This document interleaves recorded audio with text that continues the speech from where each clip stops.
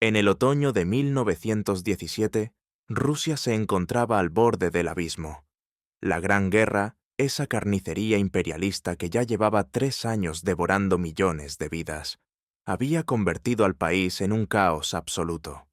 Los soldados en el frente morían por causas que no entendían, mientras en las ciudades el hambre apretaba y las fábricas cerraban. El zar Nicolás II había abdicado en febrero, dando paso a un gobierno provisional que prometía democracias y reformas, pero que, en realidad, seguía atado a los intereses de los terratenientes, los banqueros y los aliados occidentales. Ese gobierno no quiso romper con la guerra, no quiso dar la tierra a los campesinos ni el poder a los obreros. Solo acumuló promesas vacías mientras el descontento crecía como una ola imparable. En las calles de Petrogrado, hoy San Petersburgo, y en las trincheras, los soviets empezaron a tomar la palabra. Los soviets eran consejos elegidos directamente por obreros, soldados y campesinos, organismos donde la voz del pueblo de abajo resonaba sin filtros ni intermediarios burgueses. Durante meses, los bolcheviques, liderados por Vladimir Ilich Ulyanov, conocido como Lenin, habían insistido en una consigna clara: todo el poder a los soviets, paz inmediata, tierra para quien la trabaja y pan para quien lo produce. El 24 y 25 de octubre de 1917, según el calendario juliano entonces vigente en Rusia, que corresponde al 6 y 7 de noviembre en nuestro calendario actual, el levantamiento armado organizado por el Comité Militar Revolucionario del Soviet de Petrogrado derrocó al gobierno provisional con una resistencia sorprendentemente mínima. El Palacio de Invierno cayó, los ministros fueron detenidos, y por primera vez en la historia, el poder pasó a manos de consejos obreros y campesinos. Esa misma noche del 25 de octubre, mientras aún se escuchaban ecos lejanos de disparos y las luces del Palacio de Invierno se apagaban, se abrió el segundo Congreso Panruso de los soviets de diputados obreros y soldados en el Instituto Smolny. Delegados llegados de todo el inmenso país, obreros con manos ennegrecidas por el taller, soldados con uniformes desgarrados, campesinos que por primera vez pisaban una gran ciudad, llenaban la sala. Muchos habían viajado días enteros en trenes abarrotados, arriesgando la vida para estar allí. Algunos partidos, como los mencheviques y los socialistas revolucionarios de derecha, abandonaron el Congreso en protesta, acusando a los bolcheviques de golpe de Estado. Pero la mayoría permaneció, y cuando Lenin subió al estrado, el silencio fue absoluto. Vestido con su característico traje oscuro y corbata, sin adornos ni pompa, con la cabeza ligeramente inclinada y esa mirada penetrante que parecía atravesar a cada uno de los presentes, pronunció las palabras que abrirían una nueva era. Camaradas, la revolución obrera y campesina, cuya necesidad proclamaban siempre los bolcheviques, se ha realizado. Lo que siguió fue uno de los discursos más decisivos del siglo XX. En él, Lenin no se limitó a celebrar la victoria. Presentó de inmediato 3 decretos concretos que cambiarían para siempre la faz de Rusia: el decreto sobre la paz, el decreto sobre la tierra y la formación del primer gobierno soviético, el Consejo de Comisarios del Pueblo. Este discurso no es una pieza retórica vacía ni un manifiesto abstracto. Es un acto de gobierno en vivo. Lenin habla como quien ya ejerce el poder y sabe que cada palabra debe traducirse en hechos inmediatos. Rechaza la diplomacia secreta, expone los tratados ocultos del zarismo, propone un armisticio abierto y llama directamente a los obreros de Europa a tomar el destino en sus manos. Confisca sin indemnización las grandes propiedades terratenientes y entrega la tierra a los comités campesinos, cumpliendo el sueño secular de millones de siervos convertidos en campesinos pobres. Y por último, anuncia un gobierno formado exclusivamente por representantes de los explotados, sin un solo burgués en sus filas. Escuchar o leer este discurso hoy, más de un siglo después, produce una sensación doble. Por un lado, la audacia es sobrecogedora.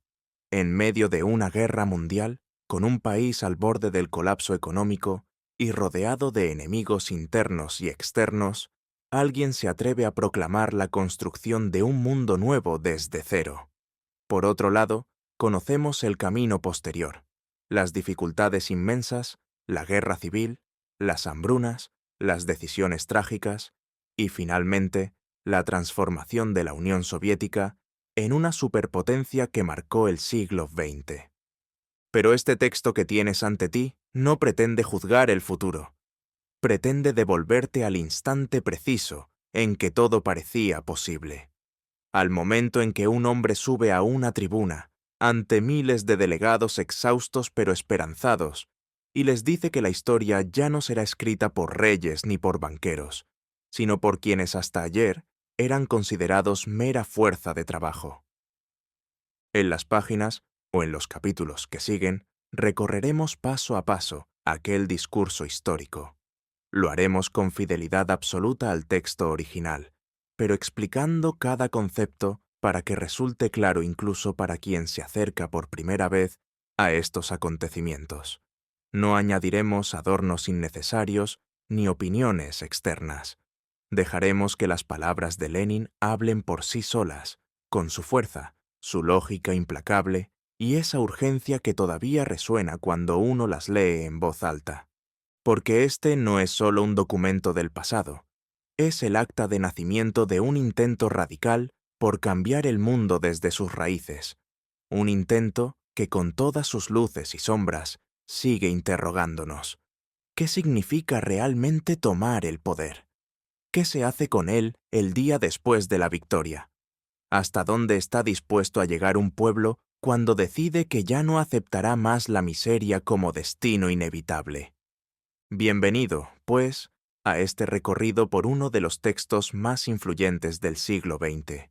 Prepárate para escuchar la voz de la revolución en su momento más puro, cuando aún creía que el futuro podía construirse con decretos claros, voluntad colectiva y la certeza de que otro mundo no solo era necesario, sino posible. Capítulo 1. El amanecer de la revolución. En el Instituto Smolny de Petrogrado, la noche del 25 de octubre de 1917, según el calendario juliano, la atmósfera estaba cargada de una electricidad que no provenía de las lámparas, sino de los miles de delegados que llenaban la gran sala. Habían llegado de fábricas humeantes, de trincheras enfangadas, de aldeas lejanas donde el hambre era compañera diaria. Sus rostros mostraban el cansancio de jornadas interminables, pero también una luz distinta, la certeza de que algo irreparable acababa de suceder. El Palacio de Invierno, símbolo del poder burgués y provisional, había caído pocas horas antes con una resistencia casi simbólica. Los ministros del gobierno provisional fueron detenidos sin grandes derramamientos de sangre. Las calles de la capital resonaban aún con los pasos de los guardias rojos, obreros armados que habían tomado estaciones, puentes, telégrafos y bancos. La Revolución de Octubre, preparada pacientemente por los bolcheviques, se había consumado en una sola noche. En ese preciso instante se inauguraba el segundo Congreso panruso de los soviets de diputados obreros y soldados. La sala estaba abarrotada. Más de 600 delegados, en su mayoría bolcheviques o simpatizantes, representaban a millones de personas que hasta entonces solo habían sido cifras en los informes de los generales o en las cuentas de los terratenientes. Cuando algunos delegados mencheviques y socialistas revolucionarios de derecha abandonaron el Congreso en señal de protesta, acusando a los bolcheviques de haber realizado un golpe aventurero, sus palabras se perdieron en el aire. La mayoría permaneció sentada, expectante. Sabían que lo ocurrido no era un golpe palaciego, sino la transferencia del poder a los consejos que ellos mismos habían elegido en sus fábricas, regimientos y aldeas. Entonces subió al estrado un hombre de estatura media, calvo, con barba corta y bien recortada, vestido con un traje sencillo y corbata oscura. Vladimir Ilich Lenin Había regresado a Rusia apenas 7 meses antes, oculto en un tren sellado que atravesó Alemania en plena guerra. Desde su llegada, había insistido sin descanso en una idea que muchos consideraban prematura. La revolución socialista era posible ya, en aquel momento, en aquel país atrasado y devastado por la guerra. El silencio se hizo tan profundo que se podía escuchar el crujido de las botas sobre el suelo de madera. Lenin comenzó a hablar con voz firme, sin gritos ni aspavientos, pero con una convicción que atravesaba la sala como un rayo. «Camaradas», dijo, «la revolución obrera y campesina, cuya necesidad proclamaban siempre los bolcheviques, se ha realizado». Aquellas palabras marcaron el inicio oficial de una nueva etapa histórica. No era una declaración de intenciones, sino la constatación de un hecho consumado. El poder ya no residía en el Palacio de Invierno, ni en los salones ministeriales, llenos de generales condecorados y diplomáticos de frac. El poder estaba allí, en aquella sala repleta de obreros con blusas negras, soldados con capotes desgarrados y campesinos que por primera vez sentían que su voz valía tanto como la de cualquier señor. Lenin no perdió tiempo en celebraciones vacías. Inmediatamente pasó a exponer lo que el nuevo poder soviético haría desde el primer día. Anunció que el Congreso adoptaría 3 medidas fundamentales, 3 decretos que atacarían de raíz los males que habían llevado a Rusia al borde del abismo: la guerra imperialista, la propiedad terrateniente y la exclusión de las masas del gobierno. El primero sería el decreto sobre la paz, una propuesta inmediata de armisticio a todos los pueblos beligerantes y la publicación de los tratados secretos que habían convertido la guerra en un negocio de banqueros y fabricantes de armas. El segundo, el decreto sobre la tierra, la abolición sin indemnización de la gran propiedad terrateniente y la entrega de las fincas a los comités agrarios y soviets campesinos, cumpliendo el mandato que los propios campesinos habían redactado en cientos de asambleas locales. El tercero, la constitución de un gobierno provisional obrero y campesino, el Consejo de Comisarios del Pueblo, responsable ante los soviets y compuesto exclusivamente por representantes de los explotados. Lenin explicó que estas medidas no eran promesas para un futuro lejano, sino actos que se pondrían en marcha de inmediato. El gobierno soviético no repetiría el error del gobierno provisional, que había hablado mucho de asamblea constituyente mientras mantenía la guerra y protegía a los grandes propietarios. El poder soviético actuaría sin esperar permisos de nadie, porque su legitimidad provenía directamente de los consejos de obreros, soldados y campesinos. Aquel momento representaba algo más que el cambio de un gobierno por otro. Era el primer intento en la historia de que los de abajo, los que siempre habían obedecido órdenes, tomaran las riendas de un Estado inmenso. Un Estado que abarcaba desde los hielos del Ártico hasta las estepas de Asia Central, desde los bosques de Bielorrusia hasta las costas del Pacífico. Lenin sabía que el camino sería difícil. Enemigos internos y externos ya preparaban sus ejércitos. Los antiguos propietarios no entregarían sus privilegios sin luchar. Los gobiernos aliados de Inglaterra, Francia y Estados Unidos veían con horror la posibilidad de que la revolución se extendiera. Pero en aquella sala, en aquella noche fría de octubre, nada de eso parecía imposible. Los delegados escuchaban con atención absoluta. Algunos tomaban notas apresuradas, otros simplemente asentían con la cabeza, como quien confirma algo que ya sabía en el fondo del corazón. Cuando Lenin terminó su introducción, la sala estalló en aplausos prolongados, no los aplausos formales de un parlamento burgués, sino el ruido entusiasta de miles de manos callosas que se golpeaban con fuerza. Así comenzó el amanecer de la Revolución Soviética, no con fanfarrias ni desfiles militares, sino con palabras claras pronunciadas ante quienes habían hecho posible el cambio.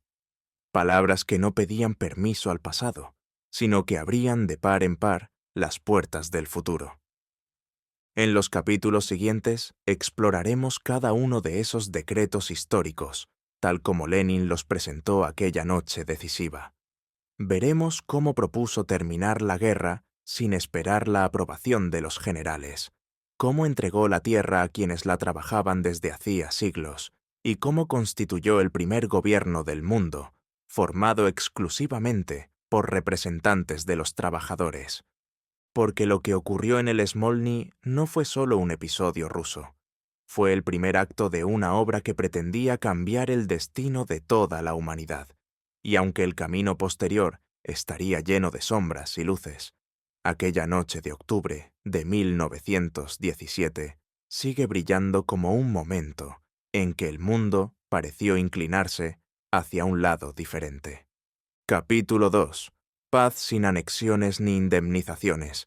En la sala del Instituto Smolny, tras anunciar la victoria de la revolución y esbozar los 3 decretos fundamentales, Lenin pasó directamente al primero y más urgente: la paz. El aire estaba cargado de expectación. Millones de soldados en las trincheras, obreros exhaustos y familias destrozadas por 3 años de matanza, esperaban que alguien, por fin, dijera basta a aquella carnicería que nadie entendía del todo. Lenin comenzó recordando que el problema de la paz era el más candente del momento. Se había hablado mucho, escrito ríos de tinta y debatido interminablemente, pero el gobierno provisional solo había acumulado promesas huecas mientras enviaba más jóvenes al frente. Ahora, con el poder en manos de los soviets, era hora de actuar con hechos concretos. El nuevo gobierno obrero y campesino, surgido de la revolución del 24 y 25 de octubre y apoyado en los consejos de diputados obreros, soldados y campesinos, proponía a todos los pueblos beligerantes y a sus gobiernos iniciar de inmediato negociaciones para una paz justa y democrática. Esta paz, explicaba Lenin, era la que anhelaba la inmensa mayoría de trabajadores agotados en todos los países en guerra. Una paz sin anexiones, es decir, sin apoderarse de territorios ajenos ni incorporar por la fuerza nacionalidades extranjeras, y sin indemnizaciones que solo beneficiaran a los poderosos. Rusia no esperaría permisos ni aprobaciones de aliados que seguían viendo la guerra como un negocio rentable. El gobierno soviético estaba dispuesto a firmar inmediatamente condiciones que pusieran fin al conflicto en términos equitativos para todas las naciones, sin excepción. Para facilitar el camino, sugería un armisticio de 3 meses, aunque aceptaría uno más corto si fuera necesario. Tiempo suficiente para que los ejércitos exhaustos respiraran y para convocar asambleas populares en cada país que discutieran abiertamente las propuestas. Lenin dejó claro que estas condiciones no eran un ultimátum inflexible. El gobierno estaba abierto a examinar cualquier otra propuesta, siempre que llegara rápido, con total claridad y sin el menor secreto. Porque ahí radicaba otra ruptura radical: la abolición completa de la diplomacia secreta, esa red de acuerdos ocultos que había convertido la guerra en un reparto de botín entre capitalistas y terratenientes. De inmediato, el gobierno procedería a publicar íntegramente todos los tratados secretos confirmados o firmados desde febrero hasta el 25 de octubre de 1917 por los gobiernos de grandes propietarios y burgueses. Declaraba nulos y anulados todos los puntos de esos tratados que buscaran ventajas para los explotadores rusos o mantener anexiones realizadas por los grandes rusos. Esos documentos, guardados en cajones ministeriales, saldrían a la luz para que el pueblo entero viera cómo se había jugado con millones de vidas por intereses ajenos a los trabajadores. Dirigiéndose directamente a los pueblos en guerra, Lenin invitaba a los soldados a organizar confraternización en los frentes, a no dejarse engañar por discursos patrióticos que solo servían para prolongar la masacre. El gobierno soviético actuaría a la vista de todos: negociaciones por radio, por telégrafo abierto o en conferencias públicas. Nada de salones cerrados donde unos pocos decidían el destino de millones. Especialmente emotivo fue su llamado a los obreros conscientes de los países con mayor tradición proletaria. Inglaterra, con su movimiento cartista; Francia, cuna de revoluciones populares; Alemania, que había resistido leyes antisocialistas. A ellos les pedía completar la obra iniciada en Rusia, liberando a la humanidad del capitalismo que generaba guerras interminables. Porque solo la acción decidida de las masas trabajadoras en todos los países beligerantes podría forzar una paz verdadera, y con ella el fin de la explotación. Lenin advertía que los gobiernos imperialistas intentarían sabotear cualquier iniciativa sincera, presentándola como debilidad o traición. Pero el pueblo ruso, al tomar el poder, demostraba que era posible romper el círculo vicioso. La propuesta rusa no era un gesto aislado, era una chispa para que los trabajadores de Europa se alzaran y tomaran en sus manos el destino de la guerra. Al terminar esta parte de su informe, la sala comprendió que no se trataba de palabras bonitas ni de diplomacia tradicional. Era una declaración de guerra a la guerra misma, un desafío directo a los poderosos que lucraban con la sangre ajena.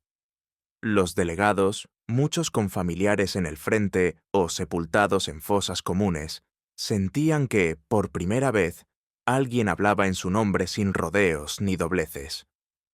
El decreto sobre la paz, leído íntegramente por Lenin y aprobado por aclamación esa misma noche, marcaba el primer acto internacional del poder soviético.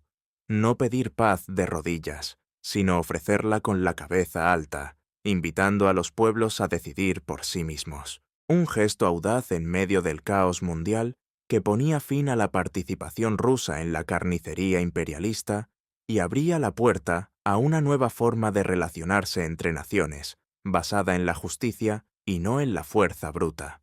Capítulo 3. La tierra para quien la trabaja. En el Instituto Smolny, una vez aprobado el decreto sobre la paz entre aplausos que resonaban como truenos lejanos, Lenin pasó al segundo punto sin pausa, consciente de que el tiempo apremiaba y de que millones de campesinos aguardaban una respuesta concreta a su sufrimiento secular. El problema de la tierra, explicó, era el más vital para las inmensas masas rurales de Rusia, oprimidas durante siglos por el látigo de los terratenientes y la corona. El gobierno provisional había jugado con las esperanzas campesinas, prometiendo reformas que nunca llegaban mientras protegía las grandes fincas.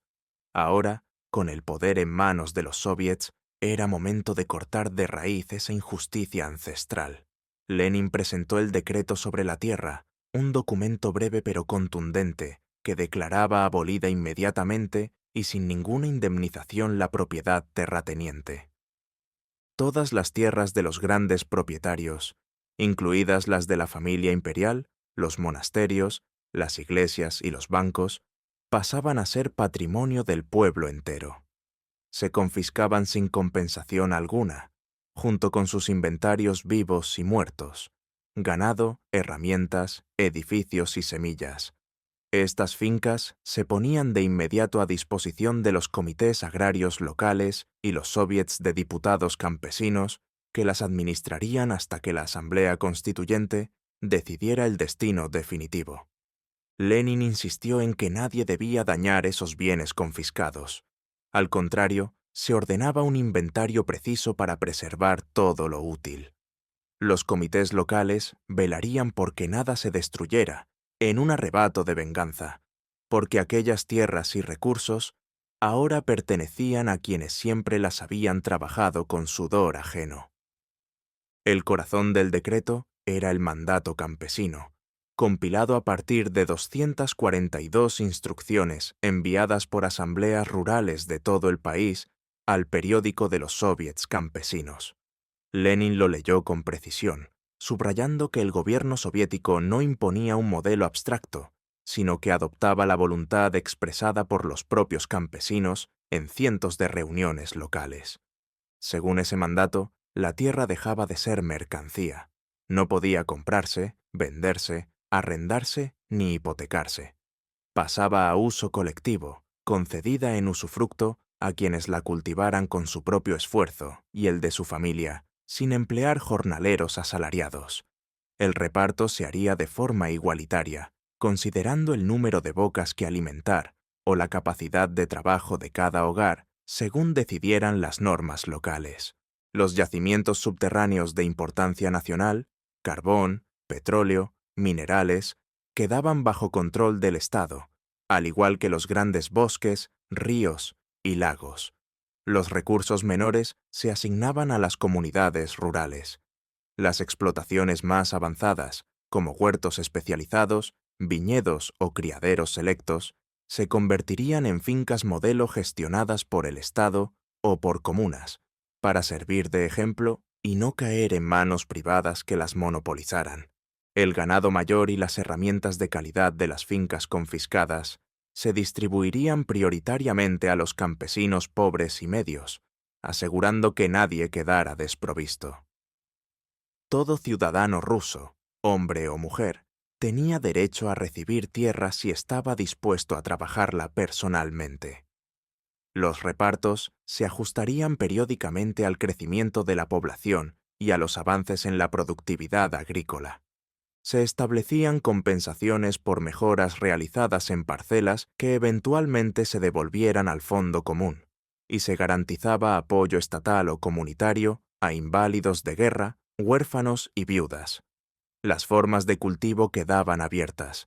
Cada comunidad podía elegir entre parcelas familiares, arteles cooperativos, comunas agrícolas o asociaciones colectivas. Lenin destacó que este mandato reflejaba la voluntad absoluta de los campesinos revolucionarios, aquellos que habían luchado contra los terratenientes y entendido que solo la victoria completa del poder soviético garantizaría la tierra para siempre. Advertía que cualquier conciliación con la burguesía pondría en riesgo lo conquistado, porque los antiguos propietarios no renunciarían voluntariamente a sus privilegios. Al mismo tiempo, reconocía que la transición al socialismo en el campo sería larga. El decreto no forzaba la colectivización inmediata, dejaba espacio para que los campesinos avanzaran a su ritmo hacia formas superiores de producción, pero siempre bajo la protección del poder obrero y campesino aliado. Cuando terminó la lectura, la sala estalló en una ovación distinta a la anterior, más profunda, más visceral. Muchos delegados campesinos tenían lágrimas en los ojos. Soldados que venían del campo apretaban los puños. Aquel decreto no era teoría, era la respuesta directa a generaciones de miseria, a la servidumbre abolida solo en papel medio siglo antes, a los latifundios que condenaban a millones a la hambruna mientras los señores vivían en palacios. Los delegados aprobaron el decreto por aclamación unánime. En esa noche fría de octubre, Rusia rural sintió que por primera vez la historia giraba a su favor. Los comités agrarios recibirían telegramas urgentes para comenzar la confiscación ordenada. Los campesinos pobres, aquellos que hasta ayer araban tierras ajenas, podrían por fin mirar al horizonte y decir: «Esta tierra es mía porque la trabajo». El decreto sobre la tierra no resolvía todos los problemas de un día para otro. La guerra civil y las dificultades económicas vendrían después, pero rompía las cadenas feudales que habían atado a Rusia durante siglos. Era el acto más popular de la revolución, el que aseguró el apoyo masivo del campo al nuevo poder soviético en los momentos más duros que estaban por llegar. Así, con la paz propuesta y la tierra entregada, el Congreso avanzaba hacia la tercera medida, la creación de un gobierno que no respondiera a banqueros ni generales, sino exclusivamente a los consejos de los explotados. Capítulo 4. El gobierno de los soviets. En el Instituto Smolny, con el decreto sobre la paz aprobado y el decreto sobre la tierra recibido con una ovación que parecía no terminar nunca, Lenin avanzó hacia el tercer punto de la agenda sin dar respiro a la asamblea. La noche ya era profunda, pero nadie pensaba en el sueño. Los delegados sabían que estaban asistiendo al nacimiento de algo completamente nuevo. Lenin explicó que el poder soviético, conquistado en las calles y consolidado en el Congreso, necesitaba ahora un órgano ejecutivo firme y responsable. No podía seguir dependiendo de comités improvisados ni de debates eternos. Era necesario formar de inmediato un gobierno provisional obrero y campesino que ejecutara sin demora las decisiones del Congreso y preparara la convocatoria de la Asamblea Constituyente. Este gobierno recibiría el nombre de Consejo de Comisarios del Pueblo. Sus miembros serían elegidos por el Comité Ejecutivo Central del Congreso de los Soviets y responderían exclusivamente ante los soviets, no ante ninguna otra instancia burguesa o extranjera. Lenin subrayó que este consejo no sería un ministerio al estilo de los gobiernos anteriores, lleno de abogados y terratenientes que hablaban mucho y hacían poco. Sería un instrumento directo de las masas trabajadoras, compuesto por personas surgidas de las fábricas, los regimientos y las aldeas. A continuación, presentó la lista de los primeros comisarios del pueblo, aquellos que asumirían la dirección de las principales carteras del Estado. Vladimir Ilich Lenin asumiría la presidencia del Consejo. León Trotsky, conocido por su papel decisivo en la insurrección, se encargaría de asuntos exteriores. Alexei Rykov tomaría el comisariado del Interior. Anatoly Lunacharsky, educador y amante de las artes, dirigiría instrucción pública. Víctor Nogin se ocuparía de comercio e industria. Iosif Stalin, de nacionalidades. Alexandra Kollontai, una de las pocas mujeres en puestos de alta responsabilidad, asumiría bienestar público. En agricultura estaría Vladimir Miliutin. En trabajo, Alexander Shliapnikov. En abastecimiento, Iván Teodorovich. En justicia, Georgi Opokov. En correos y telégrafos, Nikolai Glebov-Avilov. Para asuntos militares y marina, se proponía un comité colectivo formado por Vladimir Antonov Ovseyenko, Nikolai Krylenko y Pavel Divenko. Lenin dejó claro que todos estos comisarios eran bolcheviques probados en la lucha, personas que habían pasado años en la clandestinidad, en prisiones o en el exilio, y que ahora estaban dispuestas a trabajar día y noche por la revolución. No había lugar para conciliadores ni para quienes dudaban de la necesidad de romper completamente con el viejo orden. El Consejo de Comisarios del Pueblo tendría como tareas inmediatas la aplicación rigurosa de los decretos ya aprobados, negociar la paz, entregar la tierra a los comités campesinos y garantizar el abastecimiento de las ciudades. Pero su misión iba más allá.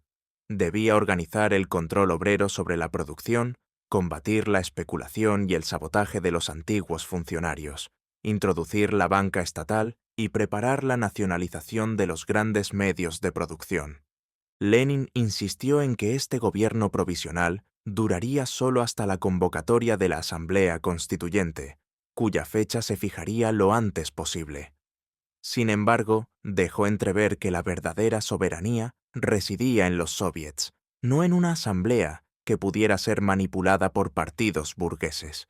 El poder soviético no toleraría que se restaurara el antiguo régimen bajo ninguna forma. Para garantizar la disciplina y la unidad, el gobierno exigiría obediencia estricta a sus órdenes por parte de todos los funcionarios y empleados públicos. Quienes sabotearan las medidas revolucionarias serían destituidos y juzgados. Al mismo tiempo, se invitaba a las masas a participar activamente en la gestión del Estado. Los obreros debían organizar comités de fábrica, los soldados vigilar los arsenales, los campesinos proteger las tierras confiscadas. Cuando Lenin terminó de exponer la composición y las tareas del nuevo gobierno, la sala volvió a estallar en aplausos. Los delegados comprendieron que ya no se trataba de discursos ni de promesas. Aquel consejo era el primer gobierno del mundo, formado exclusivamente por representantes de los explotados, sin un solo terrateniente, banquero o general en sus filas. La votación fue inmediata y casi unánime. Solo algunos delegados de izquierda socialista revolucionaria se abstuvieron, esperando negociar puestos en el gobierno, pero la mayoría bolchevique impuso su voluntad. En pocas horas, el Consejo de Comisarios del Pueblo quedó constituido, y comenzó a trabajar esa misma madrugada, enviando telegramas a todo el país, ocupando ministerios y preparando los primeros actos legislativos. Así nació el primer gobierno soviético, un órgano modesto en apariencia. Sus oficinas iniciales eran habitaciones improvisadas en el Smolny, pero inmenso en su ambición, transformar un imperio atrasado en el primer estado donde el poder perteneciera realmente a quienes producían la riqueza. Los delegados salieron de la sala cuando ya amanecía sobre el Nevá helado. Muchos llevaban en el bolsillo copias mimeografiadas de los decretos y la lista de comisarios. En trenes, camiones y a pie, regresarían a sus fábricas y regimientos para explicar que ya existía un gobierno propio, uno que no pedía permiso a los poderosos para actuar. Con la paz propuesta, la tierra repartida y el gobierno formado, solo quedaba un paso: defender todo lo conquistado contra quienes inevitablemente intentarían recuperarlo por la fuerza.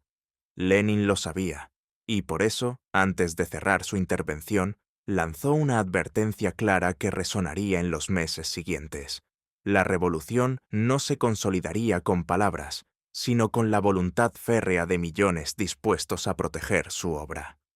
Capítulo 5. El viejo mundo se derrumba.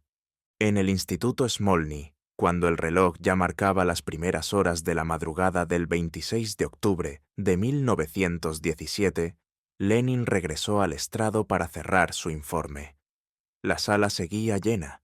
Nadie había abandonado su asiento a pesar del cansancio acumulado. Los delegados sabían que aquellas palabras finales no serían un simple resumen, sino el sello que pondría fin a una jornada histórica y abriría la puerta a los desafíos inmediatos. Lenin comenzó recordando que el Congreso había aprobado 3 medidas decisivas: la propuesta de paz democrática, la entrega de la tierra a los comités campesinos y la constitución del Consejo de Comisarios del Pueblo. Con esas decisiones, el poder soviético demostraba que no venía a repetir las viejas promesas incumplidas, sino a actuar con rapidez y determinación. El viejo mundo, basado en la explotación y la guerra, empezaba a derrumbarse ante los ojos de quienes hasta ayer solo podían soñar con cambiarlo. Criticó con dureza al gobierno provisional derrocado. Aquel gabinete, formado tras la Revolución de Febrero, había hablado mucho de libertad y de asamblea constituyente, pero en la práctica mantuvo la guerra imperialista, protegió a los grandes terratenientes y permitió que los capitalistas siguieran especulando con el hambre del pueblo. Sus ministros, muchos de ellos socialistas moderados, se habían sentado a la mesa con banqueros y generales, traicionando así las aspiraciones de obreros y soldados. Prometieron reformas mientras enviaban más regimientos al matadero y aplazaban indefinidamente la cuestión agraria. Lenin contrastó esa parálisis con la acción inmediata de los soviets. En una sola noche, el Congreso había resuelto los problemas más urgentes que el gobierno provisional no pudo, o no quiso, tocar en 8 meses. La diferencia no era casual. El poder soviético se apoyaba directamente en las masas trabajadoras, no en compromisos con la burguesía. Por eso podía decretar la paz sin esperar el permiso de los aliados, confiscar las tierras sin indemnizar a los antiguos dueños y formar un gobierno sin un solo representante de los explotadores. Advirtió que la revolución no había terminado. Los enemigos, terratenientes desplazados, oficiales monárquicos, capitalistas sabotajadores y gobiernos extranjeros, no aceptarían la derrota sin resistencia.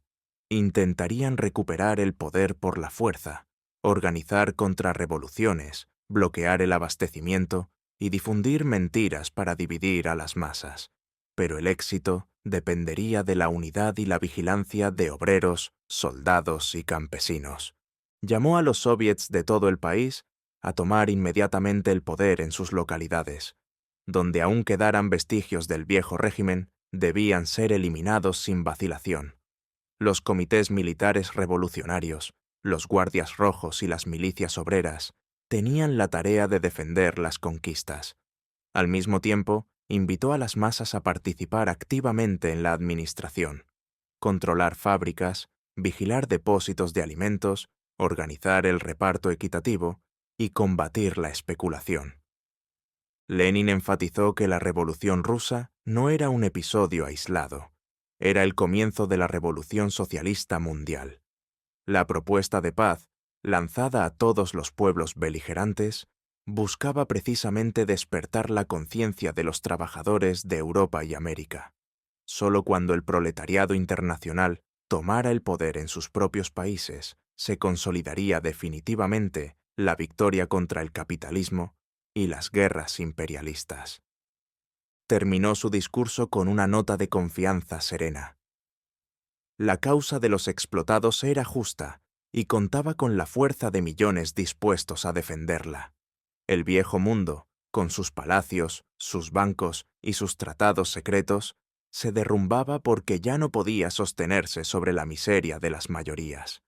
En su lugar surgía un orden nuevo, imperfecto aún, lleno de dificultades, pero construido por quienes producían la riqueza con sus propias manos. Cuando Lenin bajó del estrado, la sala entera se puso en pie. Los aplausos duraron varios minutos, mezclados con gritos de entusiasmo y cantos revolucionarios. Los delegados sentían que habían sido testigos y protagonistas de un momento irrepetible. El día en que Rusia dejó de ser un imperio de zares y terratenientes para convertirse en el primer Estado, gobernado por consejos de trabajadores. El Congreso continuó sus trabajos hasta el amanecer, aprobando resoluciones complementarias y organizando la difusión de los decretos por todo el país. Mensajeros partieron inmediatamente hacia Moscú, Kiev, los Urales, Siberia y el Cáucaso, llevando las noticias y las órdenes del nuevo poder central. Así concluyó la histórica sesión del Segundo Congreso Panruso de los Soviets. En pocas horas se había cambiado el rumbo de un país inmenso y, con él, se había lanzado un desafío al orden mundial establecido. Lo que vendría después, guerra civil, intervención extranjera, hambrunas, reconstrucción, sería duro y lleno de contradicciones. Pero aquella noche de octubre quedó grabada como el instante en que el viejo mundo empezó a derrumbarse de verdad y millones de personas sintieron, por primera vez, que el futuro podía escribirse con sus propias manos, callosas y decididas. Conclusión. Con estas palabras pronunciadas en la madrugada del 26 de octubre de 1917, Lenin bajó del estrado del Instituto Smolny y el Segundo Congreso Panruso de los Soviets cerró una de las sesiones más trascendentales de la historia. En apenas unas horas, se habían aprobado 3 decretos que cambiaban el destino de un país inmenso. Una propuesta de paz inmediata y democrática, la entrega de la tierra a quienes la trabajaban y la creación del primer gobierno formado exclusivamente por representantes de obreros y campesinos. Aquel discurso no fue un ejercicio de oratoria brillante, ni una colección de frases grandiosas. Fue un acto de gobierno en directo, pronunciado por quien ya ejercía el poder y sabía que cada minuto contaba. Lenin habló con claridad, sin adornos innecesarios, porque su audiencia no eran intelectuales de salón ni diplomáticos de frac, sino delegados exhaustos que llegaban de trincheras, talleres y aldeas lejanas, personas que necesitaban hechos concretos, no promesas difusas.